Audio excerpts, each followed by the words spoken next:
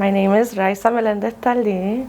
I am an artist, a curator, a teacher, and a scientist. And esto es Una Plática.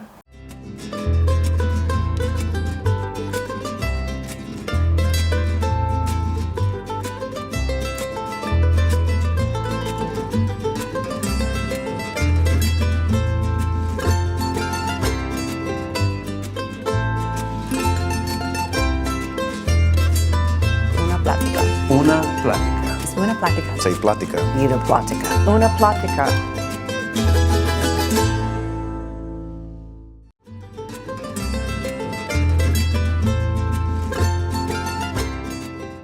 I was in college when I first started trying to be an artist. I would go to a lot of art shows in Southtown or anywhere I could find on the Current. I would go to those art shows, and one day I just felt inspired enough to just start painting, because at the time I was in school, I was working 2 jobs, and that's literally all I did was just study and work. So painting for me was a therapy session in a way for me to just de-stress about everything else.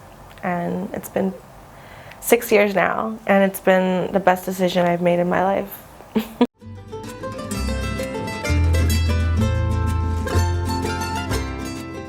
So I'm from Puerto Rico. I was born and raised there. I tend to bring a lot of symbolism of where I'm from into my artwork, but I also like to find a way to connect it to San Antonio, because this is like my second home.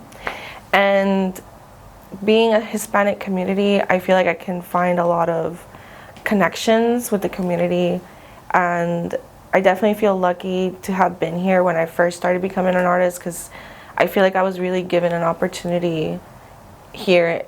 Even here at Centro Azatlan, I was brought in and I was able to showcase my work, and I feel very welcomed here in San Antonio as a Puerto Rican.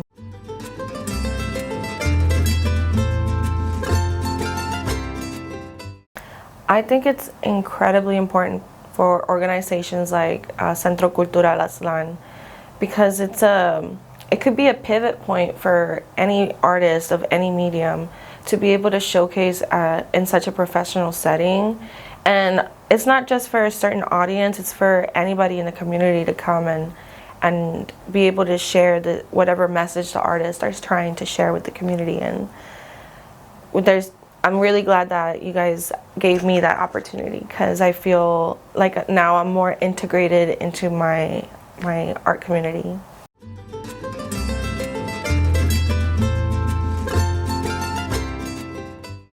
One of my favorite shows that I attended for Centro Cultural Aztlan was the Virgen show, which was one that I was also part of. And it was just beautiful to see everybody's interpretation of a very important symbol, I feel, in our community, especially as a Catholic. And I was able to showcase like an inspiration of La Virgen being a strong cultural figure for me, and I blended her with Frida, because she's another strong female in my life, and it was just pretty cool to be able to put that out there.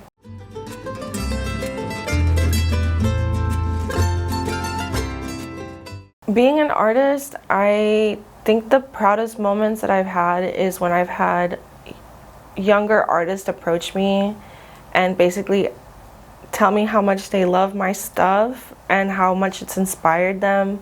Like I've even become mentors to some of these artists that I've met, and I never thought that I would have that kind of impact on people, especially because I really didn't start doing this for that reason. I just did it as a de-stressor, and so it's pretty cool, like being able to make that impact.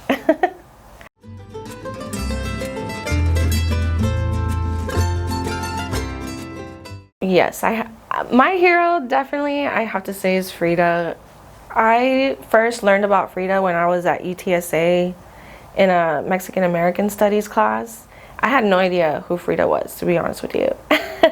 And then I they played this documentary that was from PBS, and it literally like just kind of blew my mind who this woman was. Like all the adversity that she went through, the struggles, and despite everything that happened to her, she still pursued that passion.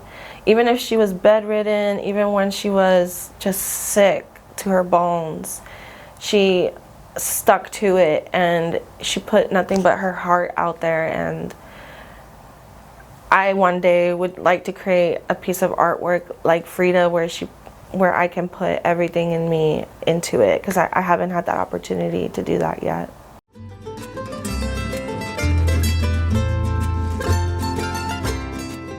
If you're trying to become a full-time artist, if that's your goal, the first thing you have to figure out is, why are you doing this? What is the passion that keeps you going? Even though it's the biggest struggle I feel like I've had ever in my life, becoming a full-time artist, it was worth it, because it was like a different sense of freedom to just focus on your artwork. But it wasn't easy, and so what I highly recommend is to reach out to your community. Make sure you're involved in your community, get to know people, try to create connections, and be willing to learn at all times. Like, don't get stuck in the same ways. It's important to be able to adapt, because life can be very unforgiving sometimes, and you have to be able to just roll with it. And that's the advice I would give to a new artist out there.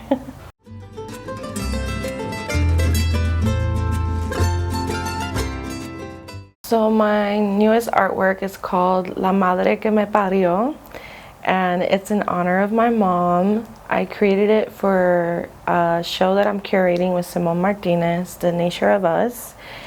And so basically we have in the center an emerald, which is my mom's birthstone. She was born in May.